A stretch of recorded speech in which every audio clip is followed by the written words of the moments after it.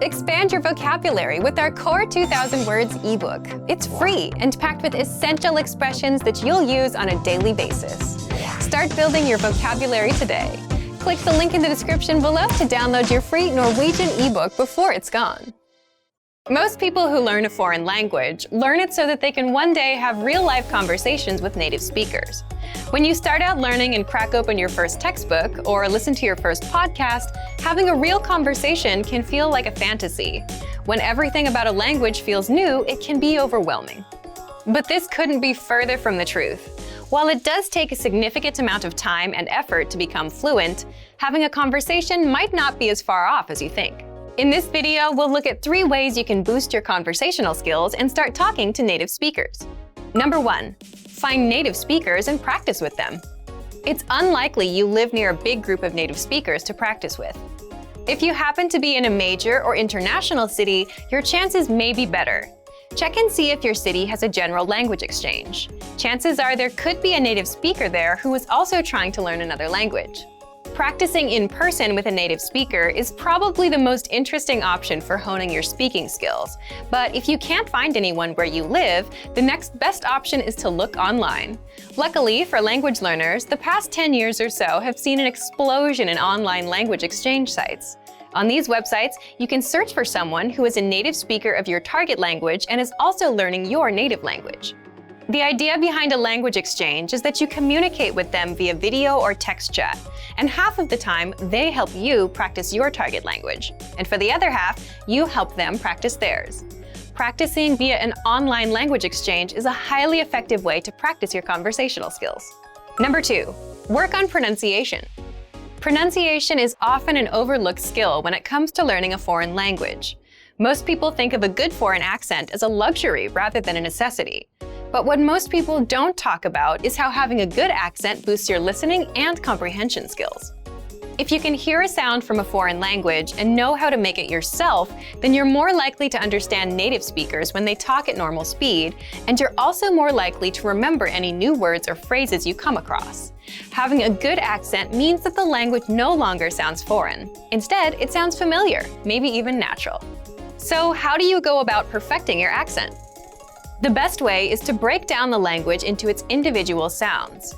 Make note of any sounds that are the same or similar to your native language and of those that are different. Of the sounds that are different, spend your time practicing the ones that you find the hardest to say correctly. After you're comfortable with the individual sounds, you can start linking together words and phrases. This is where accent practice starts to get really fun and interesting. Get your hands on some native speaker audio from a TV show, song, or podcast. Play the audio back and listen closely a few times. Take note of how words blend together in speech. Then, do your best to imitate what you hear, trying to match the speaker's emphasis and intonation. Our language learning program's playback feature is perfect for this. Record yourself and compare it to the original recording. Rinse and repeat until you're comfortable with the audio selection, and then move on to something more difficult. This is how you can break through the accent barrier and really start to make the language your own. Number 3. Learn phrases, not just individual words. Learning grammar and individual words is great, but it's not the only approach you should take if you want to speak fluently. In addition to your regular grammar and vocabulary, try learning whole phrases, even if you aren't totally sure how they work grammatically. Learn phrases that are specific to your needs. It's a good idea to learn phrases that are grouped around a certain setting or subject, such as simple greetings or introductions, questions for getting to know someone, or traveling comfortably. You can even learn filler phrases, which you can use so that you have something to say when, well, you don't know what to say. Learning phrases like this will help you become conversational faster. You may not understand what you're saying literally, but as long as you know the general meaning behind the phrase and know when to use it, you'll be able to talk like a native. Eventually, your knowledge of grammar and vocabulary should catch up with the phrases you know. Learning a new language should feel like an adventure. There will be plateaus and periods in your learning where it feels like you're hitting a wall, but being able to speak with native speakers and have real conversations will help you combat language fatigue. After all, talking to someone face-to-face in a foreign language is one of the main reasons we start learning in the first place. And for even more ways to gain conversation skills, check out our complete language learning program. Sign up for your free lifetime account by clicking on the link in the description. Get tons of resources to have you speaking in your target language. And if you enjoyed these tips, hit the like button, share the video with anyone who's trying to learn a new language, and subscribe to our channel. We release new videos every week. I'll see you next time. Bye! Hallo. Hello. Hallo. Actually, in Norwegian, the word for hello is so similar that even I mess it up. Hallo. Hello. God morgen. Good morning. God morgen. Good morning. Well, this is basically almost the same. God ettermiddag. Good afternoon. God ettermiddag. Good afternoon. God natt. Good night. God natt. Good night. Time for bed. Hva heter du? What's your name? Hva heter du? What's your name? Actually, this means something like, what are you called? Jeg heter Annette. I'm Annette. Jeg heter Annette. My name is Annette. Or literally, I'm called Annette. Hyggelig å møte deg. Nice to meet you. Hyggelig å møte deg. Nice to meet you. A very useful phrase when you meet somebody for the first time. Hvordan går det med deg? How are you? Hvordan går det med deg? How are you? Maybe if you haven't seen somebody for a long time, you can use this phrase. Jeg har det bra, takk. Hva med deg? I'm fine, thanks. And you? Jeg har det bra, takk. Hva med deg? I'm fine, thanks. And you? You could make this phrase even shorter and say bra, takk. Med deg? Vær så snill. Please. Vær så snill. Please. Yeah, this is a very useful phrase you can use in almost any situations if there's anything you want. Takk. Thank you. Takk. Thank you. We also have the phrase tusen takk, which literally means 1,000 thanks, if you want to be more polite. Vær så god. You're welcome. Vær så god. You're welcome. It's my pleasure. Ja. Yes. Ja. Yes. Nei. No. Nei. No. Greit. Okay. Greit. Okay. Actually, you can just say okay as well, as it's very commonly used in Norwegian too. Unnskyld meg. Excuse me. Unnskyld meg. Excuse me. Unnskyld is a very useful phrase. When you want to say sorry, you can also say unnskyld. Jeg beklager. I'm sorry. Jeg beklager. I'm sorry. Or you can say unnskyld. Hva klokka? What time is it? Hva klokka? What time is it? Actually, hva klokka literally means what is the clock? Kan jeg få regningen, er du snill? Could I get the check, please? Kan jeg få regningen, er du snill? Could I get the check, please? Unfortunately, those bills aren't gonna pay themselves, you know. Vent et øyeblikk. Wait a moment. Vent et øyeblikk. Wait a moment. Øyeblikk actually means I blink, so wait just a blink of an eye. Hvor mye koster denne? How much is this? Hvor mye koster denne? How much is this? Well, yeah, as we all know, Norway is a really expensive country, so you're gonna need a lot of money traveling there. Hjelp. Help. Hjelp. Help. Easy to remember, almost the same. Se deg senere. See you later. Se deg senere. See you later. You can also say vi ses senere. We'll see each other later. Farvel. Goodbye. Farvel. Goodbye. Actually, this is kind of a heavy phrase. It's like farewell in English. And it's usually used if you're saying goodbye to somebody you're not going to see in a very long time. So usually we would just say ha det bra. Ha det bra literally means have it well, so it just means stay well. Jeg vet ikke. I don't know. Jeg vet ikke. I don't know. Sometimes you don't know. Nothing to do with that.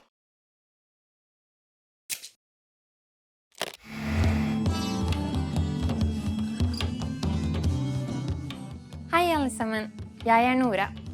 Som i mange andre vestlige land feirer nordmenn det nye året på nyttårsaften den 31. desember.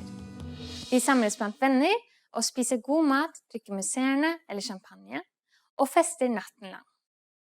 I denne timen vil du lære om hvordan nordmenn feirer nyttår. Vet du hva slags ulykker som er mest utbredt på nyttårsaften? Vi vil vise deg svaret på slutten av denne videoen. I Norge feirer vi nyttårsaften blant venner. Festen skjer som regel hjemme hos noen, og alle deltar i matlagingen. Hver person tar som oftest med seg noe, som for eksempel tilbehør til hovedretten eller en dessert. Nyttårsaften er den dagen flest nordmenn spiser reinsdyr til middag. Kalkun og elgestek er også veldig populært. Det blir mange skålinger i løpet av kvelden, og noen ganger blir det også holdt takk for maten, eller takk for året som var, taler. En annen viktig tale på nyttårsaften er kongens nyttårstale. 7:30 om kvelden skrur mange på TV-en på kanalen NRK1, eller på radioen på kanalen NRK P2 for å høre på Hans Majestet Kongen snakke om året som var. Hans Majestet Kongen snakker direkte fra kongehuset ut til det norske folket. Kongens nyttårstale er ikke pompøs, men tvert imot jordnær, og det er det som gjør den så spesiell og verdsatt blant nordmenn. Når klokken nærmer seg midnatt, går alle ut til den nærmeste parken eller kollen for å se på fyrverkeri som blir fyrt opp på slaget. Mange har med seg eget fyrverkeri der det er lov å fyre det opp selv. Når klokken blir 12, braker det løs, den mørke natten blir full av lys. Alle klemmer hverandre og ønsker hverandre et godt nyttår. Og hvis du er heldig, får du til og med et kyss.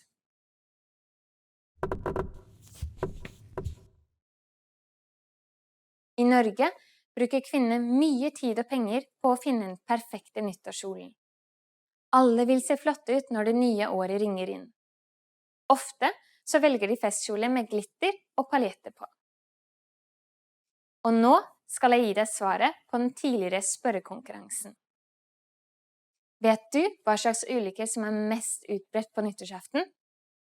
Tro det eller ei, de mest utbredte ulykkene på nyttårsaften er fyrverkeriulykker. Hvert år får legevakten besøk av personer som har fått en rakett i hodet eller øyet.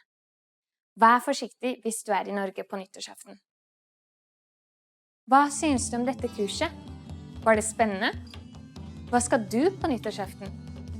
Legg igjen en kommentar på norwegianclass101.com. På gjensyn!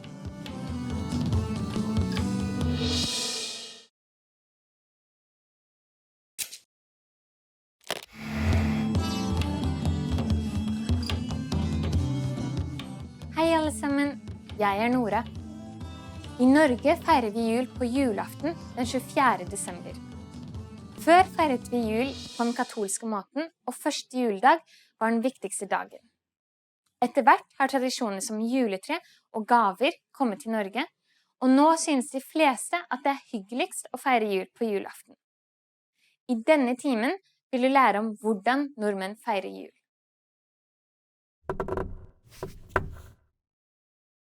Vet du hva nordmenn putter opp i julegrøten?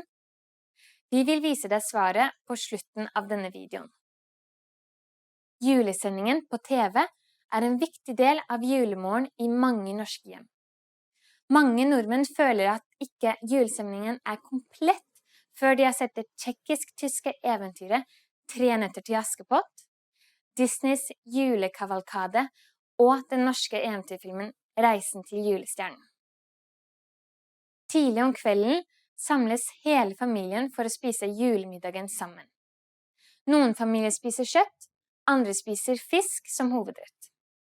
Ribbe og lutefisk er 2 store juleklassikere. Også har vi poteter og surkål som tilbehør. På bordet står det små drømmeglass. De er fylt med akevitt. En norsk sprit laget av poteter. Nordmenn liker poteter.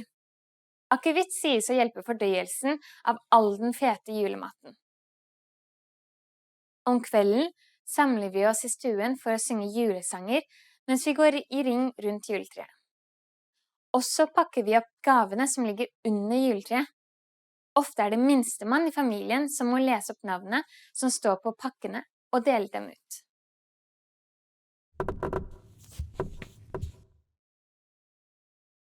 I hjem med unge barn kommer julenissen på besøk om kvelden med en sekk full av gaver. Han stiller alltid det samme spørsmålet. Har du vært snill i år? Og hvis barnet svarer ja, så får de gaver. Og nå skal jeg gi deg svaret på den tidligere spørrekonkurransen. Vet du hva nordmenn putter opp i julegrøten? Vi putter en mandel i grøten. Den som får mandelen i sin grøtbolle vinner en premie, som en marsipangris. Mange nordmenn vil gjerne få mandelen og ender opp med å spise for mye grøt. Det ikke så rart siden denne grøten laget av ris, melk og vispet krem. Hva synes du om dette kurset? Var det spennende? Hvordan feirer du jul? Legg igjen en kommentar på norwegianclass101.com. På gjensyn!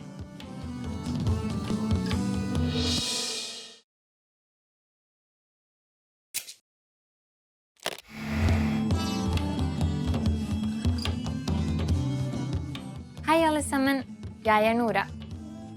Romjula i Norge varer fra 27. til 31. desember, og det en tid nordmenn forbinder med julefred, ro og ferie. Romjula kan også bli kalt romhelg eller mellomjul. I denne timen kommer du til å lære hvordan nordmenn tilbringer romjula.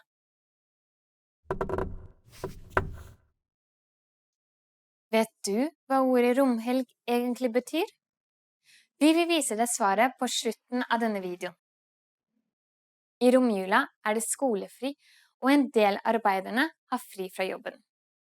Derfor tilbringes romjula i fred og ro, men gjerne med familiebesøk. I romjula inviterer familier hverandre på besøk til lunsj eller middag, for all restemat fra julaften må spises opp. I Norge går man ofte julebukk i romjula. Julebukk betød før i tiden å slakte en geit for å få et godt år. I gamle dager kledde ungdommen seg ut, gikk med et geiteskinn og bukke eller hornmaske. Ungdommen tullet, sang, danset, ble skjenket og fikk julemat. I nåtiden forbinder vi julebukk med barn som kler seg ut, går fra nabo til nabo og synger julesanger. Etter de har synget, får de som regel noe godt å tygge på som belønning. Romjulen i Norge brukes ikke bare til det å slappe av eller spise. I nyere tid det mange nordmenn som velger å ta seg en tur på hytta, stå på ski eller ta seg en tur på skøyteisen. Det også nordmenn som foretrekker å bruke romjula til å bytte julegaver eller handle på salg.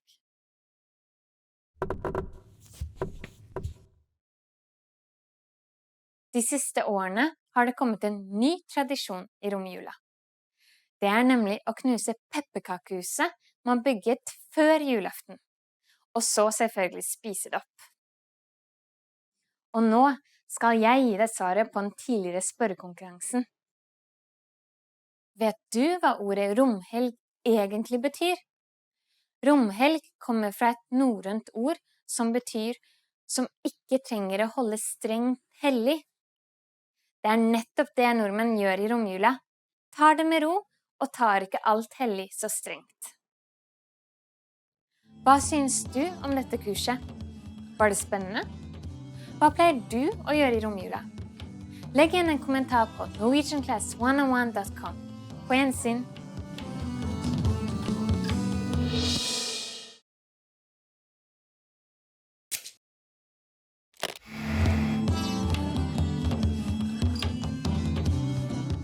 Hei alle sammen! Jeg Nora. Akkurat som julen påsken en viktig høytid for nordmenn. Selv om påske en kristen høytid, har nordmenn veldig mange andre tradisjoner som blir gjort i løpet av påskeuka. Påskeuka brukes til mye kos og hygge, siden de aller fleste har fri fra skole og jobb. I denne timen kommer du til å lære om typiske norske påsketradisjoner.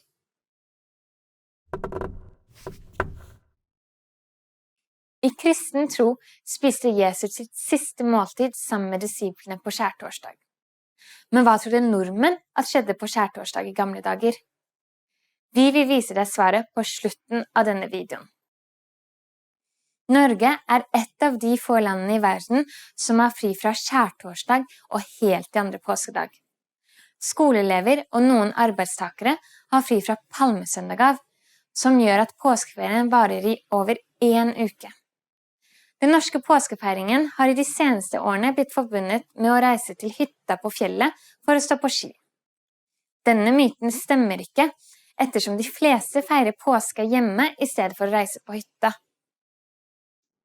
En viktig begivenhet gjennom påsken er påskekrim. Påskekrim er krimfortellinger enten i form av blader, TV eller radio. Det blir sendt en del eller en episode hver dag i løpet av påskeuken. Påskepynt er også viktig. I påsken pynter mange husene sine med gule påskekyllinger, og de har kvister i en mugge med vann som blir pyntet med malte egg. Påskeaften er kanskje den viktigste dagen i påskeferien. I hvert fall for barn. Tidlig på morgenen går barn ut i hagen for å lete etter påskeegg. Dette er et egg fra påskeharen som er fylt med godteri. Etter dette ser barna på Påskemorgen, et TV-program som går for barn om morgenen i påskeuka. På ettermiddagen samles familiene for å spise lammelår.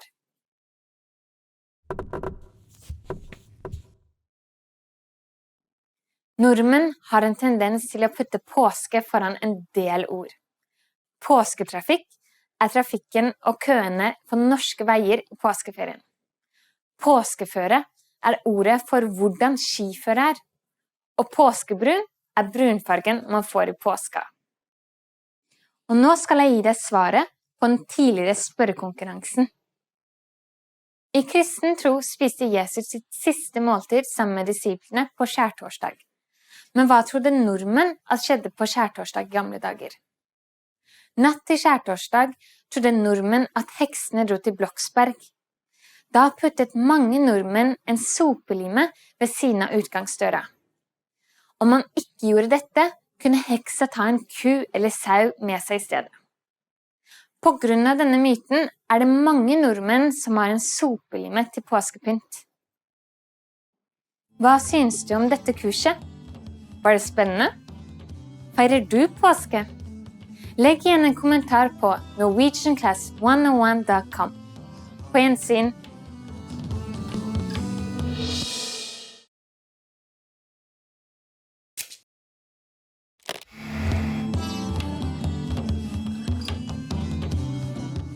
Hei alle sammen, jeg er Nora. Norges grunnlovsdag feires på 17. mai hvert år og er en viktig dag for enhver nordmann. 17. mai er virkelig en dag man kan se hele Norges nasjon samlet. Nordmenn kaller grunnlovsdagen for nasjonaldag, eller rett og slett 17. mai. I denne timen vil du lære om hvordan nordmenn feirer nasjonaldagen sin.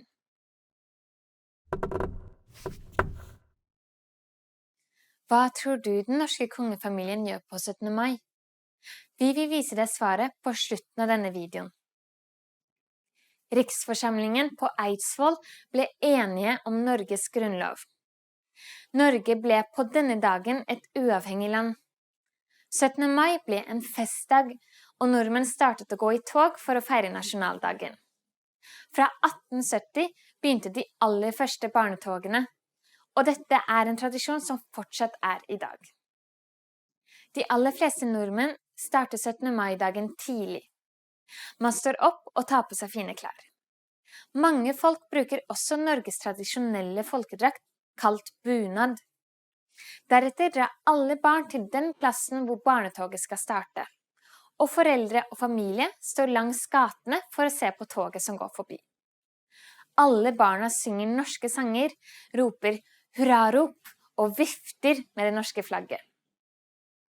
Etter at 17. mai-toget er over, hører de fleste på 17. mai-tale, for å deretter dra på en feiring som blir arrangert av den lokale skolen. På disse feiringene synger barna sanger, leker, har sekkeløp og potetløp. Om en familie ikke har småbarn, griller de ofte med familie og venner i hagen.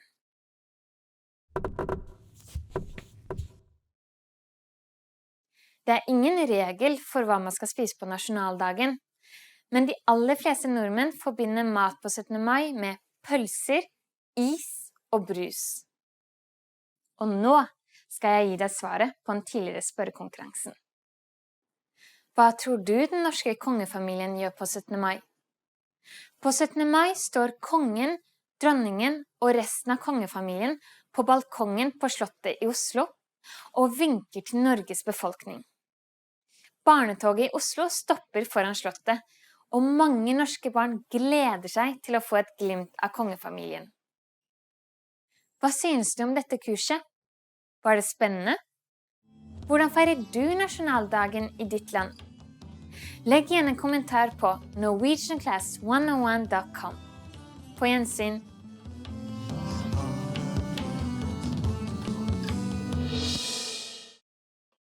Hei, jeg heter Nora.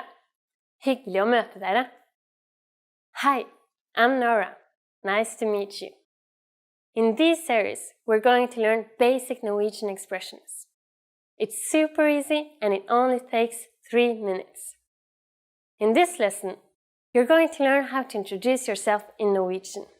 You only need to know 2 sentences. Let's see how Norwegian people introduce themselves. Hei, jeg heter Nora.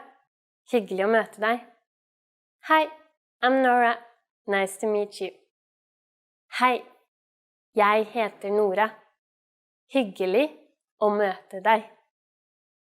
Start by saying, Hei, jeg heter.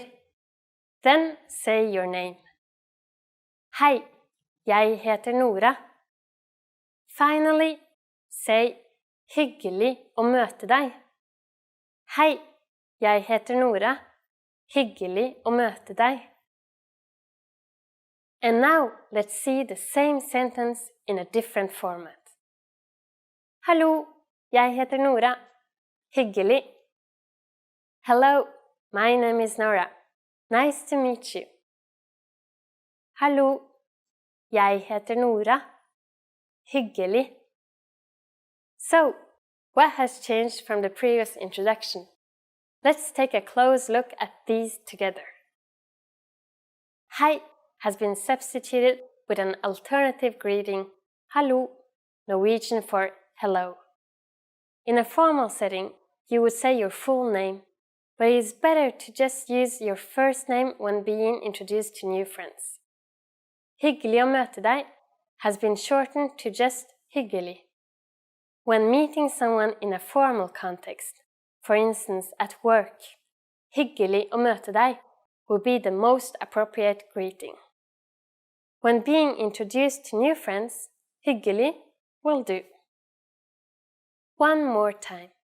One way to introduce yourself in Norwegian is Hei, jeg heter Nora. Hyggelig å møte deg. An alternative way to introduce yourself is Hallo, jeg heter Nora. Hyggelig. Now it's time for Nora's insights. When you introduce yourself, it's a good habit to shake hands in Norway. While hyggelig å møte deg is slightly more formal than just hyggelig, you don't need to worry too much about which one you use.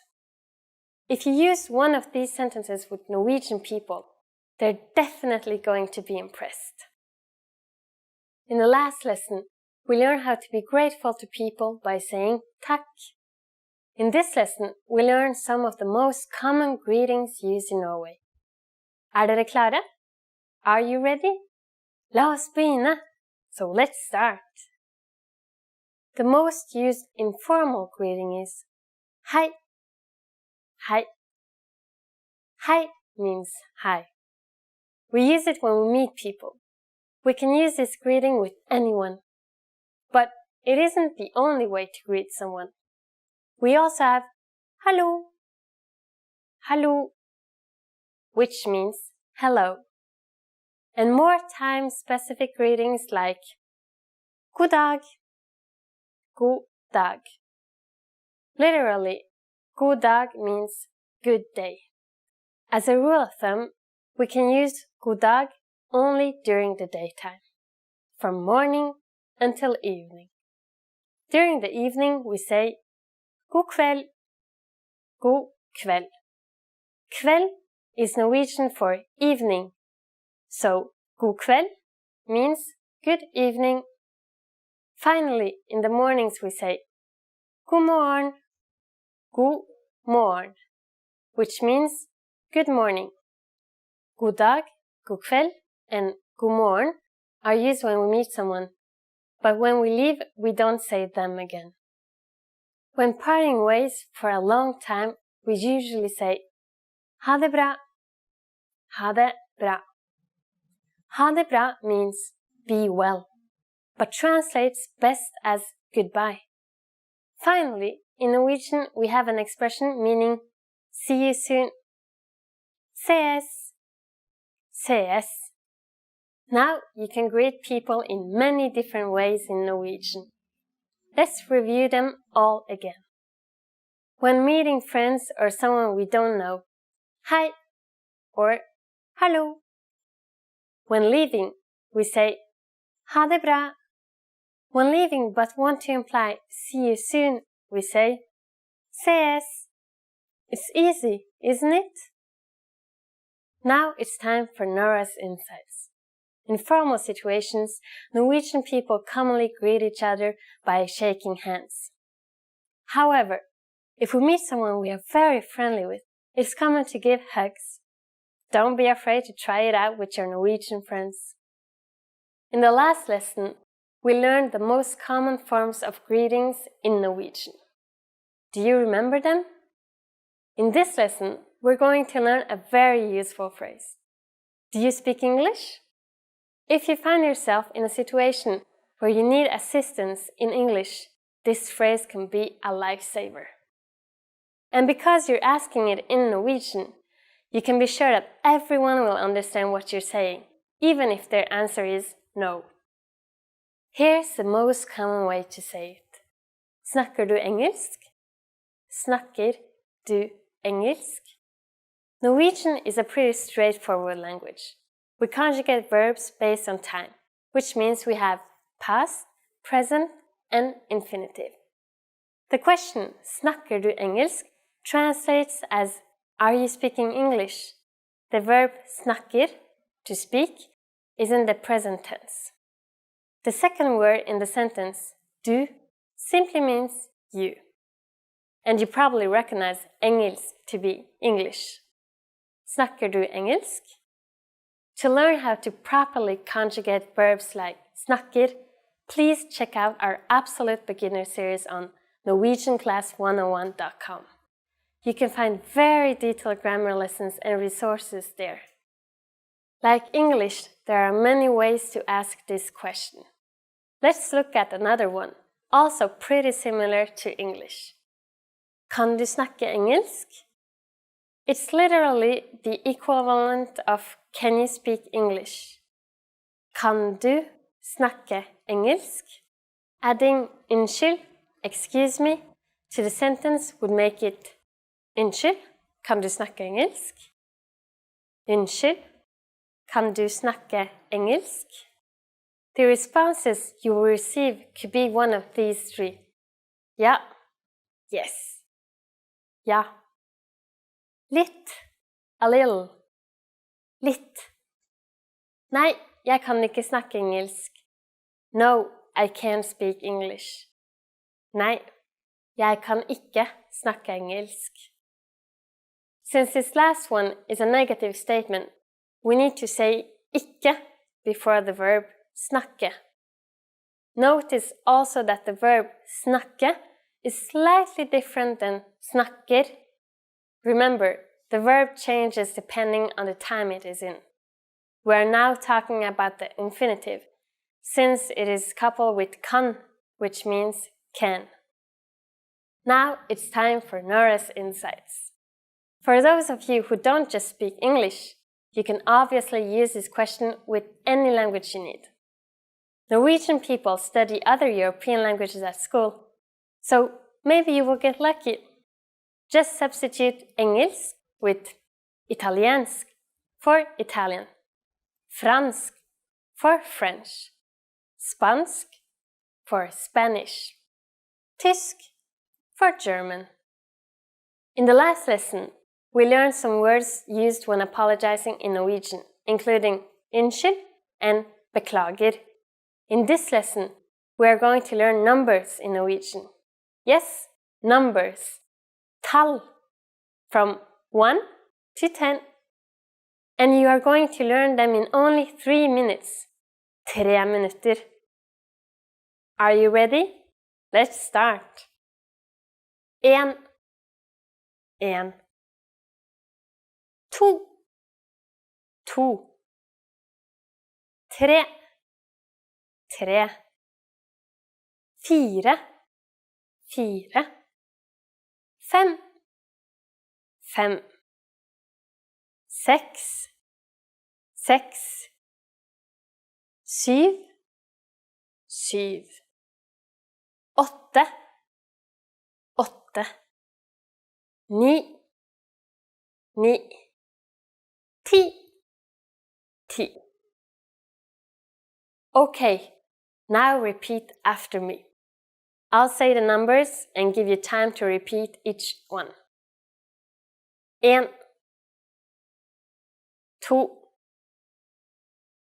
3. 4. 5. 6. 7. 8. 9. 10. Great job! What is before 1? Do you know? It's 0. 0. You don't have any more excuses. You can give your friends your cell number in Norwegian. Let's try together. We'll use the phrase nummeret mitt which means my number is. Nummeret mitt Nummeret mitt 9, 2, 1, 3, 5, 8, 7, 4. Can you read it by yourself? 9, 2, 1, 3, 5, 8, 7, 4. Perfect. Now it's time for Nora's insights. If you're just starting out, it's okay to say your cell phone number like this. But most Norwegians will actually use double-digit pairs. So, not 9213. It's 92, 13, and so on. Once you learn how to say compound numbers, come back to this lesson and try to say the phone number in the natural way. In the last lesson, we learned how to count in Norwegian. I hope you spent some time practicing the numbers because they will come in handy for this lesson. We're going to learn how to go shopping in Norway. Before we go, you need to know how to say how much is it? Hvor mye koster den? Hvor mye koster den? Okay, are you ready to go shopping in Norway? Let's go. You see something you like and you want to ask the shopkeeper how much it costs. The first thing to say is unnskyld. Do you remember what that means? Excuse me. Unnskyld, hvor mye koster den? Unnskyld, hvor mye koster den? Now, in Norwegian, all nouns have gender. The sentence above is referring to a masculine or feminine gender object. If the object is a gender-neutral word, the sentence would sound like this. Unnskyld, hvor mye koster det? Unnskyld, hvor mye koster det? The only thing that changes is the pronoun. Den becomes det. There is one more pronoun you can use when pointing at pairs of something or a bundle of something. You change the pronoun to de. Unnskyld, hvor mye koster de? Unnskyld, hvor mye koster de? At this point, the shop clerk can answer by saying den koster, det koster, or de koster. For example, den koster 55 kroner. Det koster 55 kroner. Og de koster 55 kroner. What number is 55? It's 55. It costs 55 kroner. Now it's time for Nora's insights. The pronoun you will use most often is det, because not only is it used to ask prices of neutral gender objects, but also services like a haircut. So get used to asking, hvor mye koster det? Hvor mye koster det? When learning a new language, everyone should have an ultimate goal to work towards. Whether you want to be able to connect with a relative, easily order food while traveling, or go somewhere new, having an end goal for your learning can be very motivating. A popular but challenging goal is being able to speak like a native speaker. It's difficult to measure exactly when you reach this goal, and it's not something you can pick up using textbooks alone. So how do you work on making your speech more natural? That's what we're going to look at today. Here are 3 tips to help you practice talking like a native speaker. Number 1, focus on vocabulary. If your goal is to speak like a native, you might be really focused on speaking quickly or using as many complex grammar patterns as possible. But in our native languages, we're not always trying to speak as fast as possible, and we use complex grammar patterns when necessary, not to show off. Vocabulary, however, is extremely important to expressing ourselves naturally. Your choice of words can reveal a lot about you and your understanding of the language. Most learners have had the experience of using a phrasebook or a dictionary to find a word they want to use, trying the word in conversation, and getting a look of confusion from the native speaker. In some cases, although your word choice may be grammatically correct, the word may be inappropriate for the situation or totally unnatural. This is especially important in business and other formal situations, where the right level of formality and professionalism is key.